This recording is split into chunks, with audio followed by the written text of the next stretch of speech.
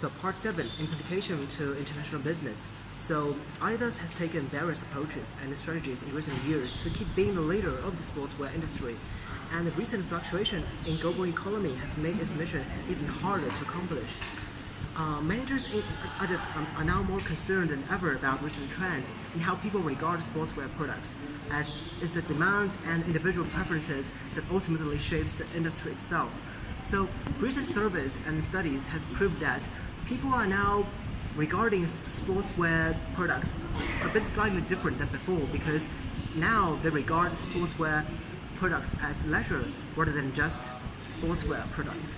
So this is a very huge change for the managers of Adidas, because besides competing with competitors inside the industry, they now have to compete with other substitutes in the whole leisure industry, such as music, films.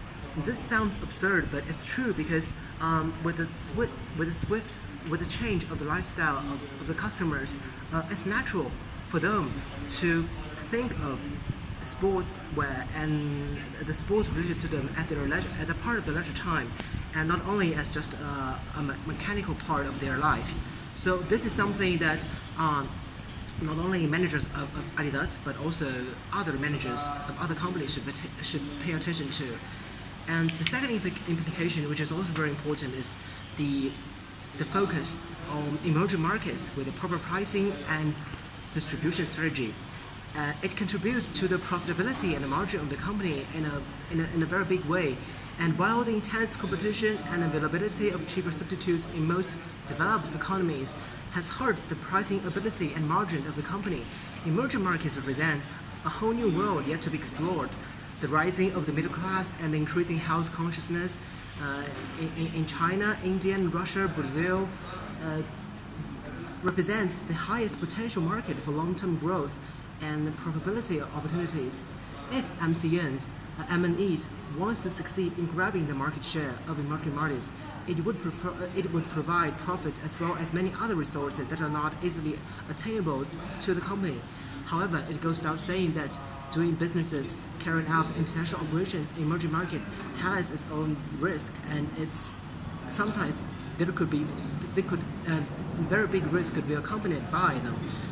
As a matter of fact, the usually turbulent and volatile economic and political situations in emerging markets could jeopardize M&E's operations and its abilities to generate its expected income and profit both in the short and the long run. And managers of Adidas, as well as other M&Es with the intention to carry out businesses in emerging markets, must fully aware of this dilemma and make necessary preparations. Doing proactive environmental scan and forming joint ventures with local local firms are feasible actions to prevent unexpected incidents in such conditions. And the last part, the conclusion. So, the biggest challenge for managers in M&Es is to learn how to cope with the change in such volatile and fluctuating era. And managers have been desperately keep up with the breakneck pace of international business, and in nowadays, managers of Adidas are now fully aware of the importance of international business, because they know that the survival of the whole Adidas group depends on their established presence on the global world market.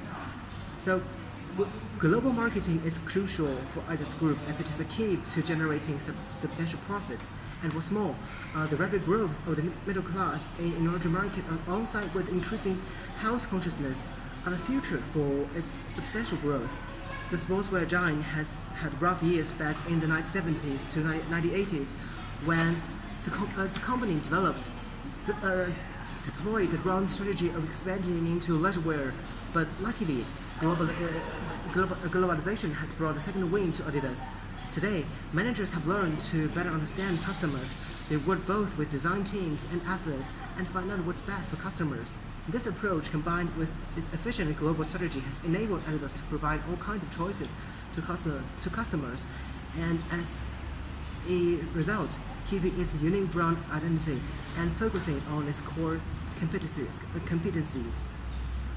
As we said before, there are a few other reasons or motives that MMEs carry out international operations besides gaining profits and revenues. And one of them is through their intensive global operations, they can actually shape the global trends of fashion, of sportswear, of everything. And through participating in the global business, in the global operations, Adidas could as well be the one that shapes this convergence of fashion and trend. And this ultimately will direct the operation to a very universalism or universalistic point, because as all taste or trends are converged, people from all the world will demand for the same product. And this is a very good advantage for Adidas, because universalism means cost saving, and cost saving is actually the ultimate objective that every MME pursues when doing international business. That's all. Thank you.